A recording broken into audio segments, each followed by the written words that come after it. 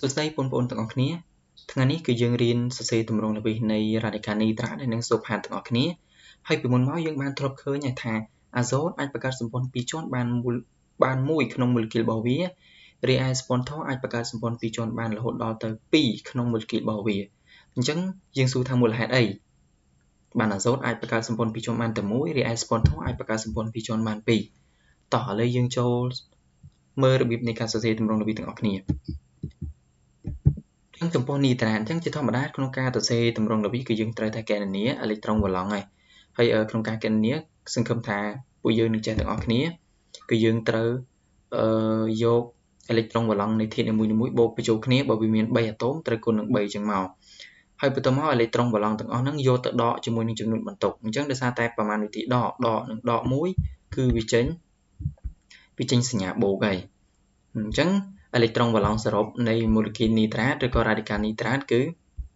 24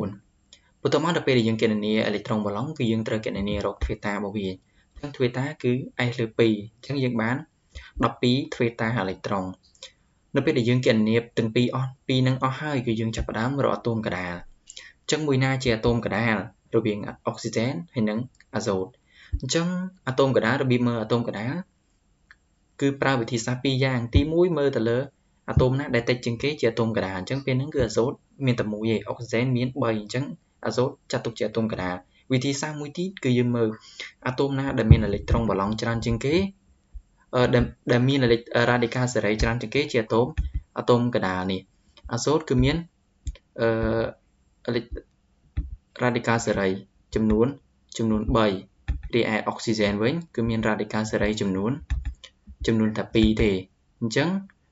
បានយើងត្រូវយកអាសូតជាអាតូមកដាលហ្នឹងអញ្ចឹងសង្ឃឹមថាពួកយើងចេះកំណត់អាតូមកដាលហើយអញ្ចឹងអាសូតជាអាតូមកដាលនៅពេលយើងកំណត់អាតូមកដាលហើយយើងចាប់ផ្ដើមគូសហ្មងមកអញ្ចឹងមុនដំបូងគឺយើងត្រូវគូសសម្ព័ន្ធមួយជាន់រវាងអាតូមកដាលជាមួយនឹងអាតូមខាងនេះទម្រង់របៀបរបស់វាគឺយើងទៅសេបានបែបនេះយើងឃើញថាពេលហ្នឹងមូលហេតុអីបានទម្រង់ល្បិចនៃនីត្រាតបានអាសូតអាចបង្កើតសម្ព័ន្ធពីរជាន់បានមួយប៉ុណ្ណឹងអញ្ចឹងយើងមិនឃើញថានេះល្បិចនៃអាតូមអាសូតគឺមានទ្វេតាសម្ព័ន្ធចំនួន1អញ្ចឹងអាចចំនួន1នឹងហើយបើវាទៅដាក់ហ៊ុនជាមួយគេគឺវាទៅទាំងពីរនាក់វាអាចទៅម្នាក់ឯងណាដូចយើងមានសង្សារអីចឹងណាយើងមិនអាចទៅដើរលេងម្នាក់ឯងគឺតែងតែយកសង្សារទៅជាមួយដើម្បីបានគ្នាពីរនាក់នឹងឯងផ្ទុយទៅវិញនេះអាពួក radical សេរីមួយនេះវាអាចបង្កើតសម្ព័ន្ធមួយជាន់បានទាំងអស់គ្នាវាហ្នឹងប៉ុន្តែវាក៏អាចបង្កើតសម្ព័ន្ធ3ជាន់ដែរកាលណាវាចាប់ដៃគ្នាឧទាហរណ៍អ្នក single តើអ្នក single អាចចាប់ដៃគ្នាធ្វើជាសង្សារគ្នាបានអាហ្នឹងក៏ដូចគ្នាដែរណាសេរីអញ្ចឹងវាអាចនៅជិតគ្នាអាចបង្កើតសម្ព័ន្ធ2ជាន់ក៏3ជាន់បានដែរប៉ុន្តែផ្ទុយទៅវិញនេះអាទ្វេនេះបើវាទៅគឺទៅទាំងពីរអញ្ចឹងហើយបានធ្វើឲ្យល្បិចនៃនីត្រាតគឺមានសម្ព័ន្ធ2ជាន់ចំនួន1ក្នុងម៉ូលេគុលរបស់វាអាចបង្កើតសម្ព័ន្ធ2ជាន់បាន2ដូចក្នុងម៉ូលេគុលនេះយើងអាចទេតាមទម្រង់នេះបានទេដោយសារអីអាសូតគឺមានទ្វេតាអេឡិចត្រូនតែមួយទេតែមួយគូទេអញ្ចឹងវាអាចបង្កើតសម្ព័ន្ធ2ជាន់បាន2ដូចក្នុងករណីនេះបានទេហ្នឹងហើយម្យ៉ាងម៉ូលេគុលនេះបើយើងគិតទៅវាអត់គ្រប់តាមច្បាប់អត្តតាទៀតដោយសារតែអាសូតវាលើសដល់តែ2អេឡិចត្រូនណាអញ្ចឹងនេះជាមូលហេតុដែលអាសូតគឺអាចបង្កើតសម្ព័ន្ធ2ជាន់បានតែមួយក្នុងម៉ូលេគុលរបស់វាដោយសារតែវាមានទ្វេតាតែមួយណាហើយកាលណាម៉ូលេគុលនឹងមានបន្ទុកគឺយើងត្រូវដាក់ឃ្នៀបហើយដាក់សញ្ញានេះចំនួនបន្ទុករបស់វាបើសិនបើវាមាន2ដាក់2ចឹងមកតែក្នុងករណីនេះគឺវាមានតែមួយអញ្ចឹងយើងត្រូវដាក់បន្ទុកមួយហ្នឹងឯងតោះយើងទៅមើលសូផាទាំងអស់គ្នាដូចគ្នាក្នុងការសរសេរទម្រង់ល្បិចគឺយើងត្រូវគណនា s ហើយគណនា s លើ2ហ្នឹងឯងកន្លែងនេះសង្ឃឹមថាគ្នាយើងយល់ទាំងអស់គ្នាអញ្ចឹងរបៀបកំណត់អាតូមកដាលពេលហ្នឹងគឺ s ជាអាតូមកដាលសា s តិចជាងគេនេះទម្រង់ល្បិចនៃសូផាគឺយើងបានបែបហ្នឹងអញ្ចឹងកន្លែងហ្នឹងគឺខ្ញុំអត់ទៅសង្កត់ធ្ងន់ទៅលើរបៀបសរសេរអីម៉ានទេប៉ុន្តែសង្ឃឹមថាពួកយើងនឹងចេះដូចគ្នាដែរអញ្ចឹងក្នុងការសរសេរទម្រង់ល្បិចយើងមើលនេះមូលហេតុអីបានជាស្ព័ន្ធថអាចបង្កើតសម្ព័ន្ធ2ជាន់បាន2ក្នុងម៉ូលេគុលរបស់វា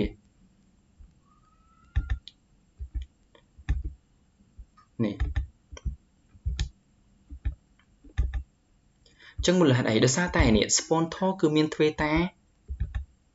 អេឡិចត្រូនដល់ទៅ2អញ្ចឹងវាអាចបង្កើតសម្ព័ន្ធ2ជាន់បាន2ដែរនេះឃើញអត់ហើយសម្ព័ន្ធមួយជាន់អាចបាន2នេះអញ្ចឹងអាសូតមិញគឺមានទ្វេតាអេឡិចត្រូនតែមួយទេអញ្ចឹងវាអាចបង្កើតសម្ព័ន្ធ2ជាន់បានមួយប៉ុន្តែ sponsor វាមានទ្វេតាអេឡិចត្រូនគឺមានចំនួន2គូអញ្ចឹងវាអាចបង្កើតសម្ព័ន្ធ2ជាន់បាន2ក្នុង molecule របស់វាបើសិនបើវាមានអាតូមអុកស៊ីហ្សែនតែ3សងខាងវាអញ្ចឹងវាអាចបង្កើតសម្ព័ន្ធ2ជាន់បានតែមួយទេព្រោះអីអាមួយទៀតវាអាចទៅមួយអត់មួយបានទេនេះអញ្ចឹងអាទ្វេតាមួយទៀតគឺវានៅលើអានេះអញ្ចឹងយើងត្រូវចាំមូលហេតុដែលវាមានសម្ព័ន្ធអាចបង្កើតសម្ព័ន្ធ2ជាន់បាន2ដោយសារតែវាមានទ្វេតាអេឡិចត្រូននេះចំនួន2គូហើយយើងឆ្ងល់មូលហេតុអីបាន molecule សូផាតទៅសេបានអញ្ចឹងហើយsponsor អត់គោរពតាមច្បាប់អត្តតាប៉ុណ្ណឹងមូលហេតុអីបានថាត្រូវឥឡូវយើងទៅមើលទាំងអស់គ្នាអញ្ចឹងយើងមិនអាចទៅសេបានទេអញ្ចឹងក្នុងករណីនេះយើងមើលថាគ្រប់អាតូមគឺឆ្អែតមួយអត្តតាទាំងអស់មូលហេតុអីបានមិនទៅសេតាមហ្នឹងក្នុងការទៅសេទម្រង់របៀសយើងមិនមែនមើលតែឆ្អែតទៅលើអត្តតាទេយើងក៏ត្រូវគណនាទៅលើចំនួនបន្ទុកនៃអាតូមផងដែរភាគច្រើនអាតូមកដាលគឺត្រូវតែមានបន្ទុកទាបបំផុតតាមដែលអាចធ្វើទៅបានទាបជាងអាតូមខាងព្រោះអាតូមខាងវាមានតម្លៃអេឡិចត្រូវិជ្ជមានធំជាងអញ្ចឹងវាមានទំនោរក្នុងការបង្កើតបន្ទុកធំជាងដូចគ្នាដែរបង្កើតនៅបន្ទុកច្រើនជាងអាតូមកដាលណាយើងមើលក្នុងករណីនេះបើគិតទៅ sponsor គឺខ្វះរហូតដល់2អេឡិចត្រូនវាមានតែ4ទេអញ្ចឹងអាតូមកដាលមិនអាចខ្វះអេឡិចត្រូនដល់ថ្នាក់បូក2ក៏បូកអីលើសនឹងបានទេណាប៉ុន្តែក្នុងករណីនេះគឺ sponsor គឺមានបន្ទុក0វាគ្រប់ហើយបន្ទុកដែលលើសគឺអាតូមខាងនេះអាតូមអុកស៊ីហ្សែន2នេះដែលលើសអញ្ចឹងត្រូវចាំយើងកម្រណាស់ដែលឃើញអាតូមកដាលគឺលើសបន្ទុកឬក៏ខ្វះកម្រណាមិនមែនថាมันមានទេប៉ុន្តែបើក្នុងករណីដែលយើងឲ្យអាតូមខាងលើសបន្ទុកបានគឺយើងត្រូវតែឲ្យអាតូមខាងលើសបន្ទុកណាហ្នឹងដោយសារតែអាតូមខាងវាមានតម្លៃអេឡិចត្រូវិជ្ជមានធំជាងអញ្ចឹងมันវាមានទំនោរបង្កើតបន្ទុកអញ្ចឹងមូលហេតុនេះបានយើងអាចយកទម្រង់នេះឲ្យត្រូវបានទោះបីវាគ្រប់តាមច្បាប់អត្តតាក៏ដោយប៉ុន្តែអាតូមកដាលគឺមានបន្ទុកធំពេករហូតដល់បូក2តោះថ្ងៃនេះគ្រូមានតែប៉ុណ្្នឹងទេសូមអរគុណ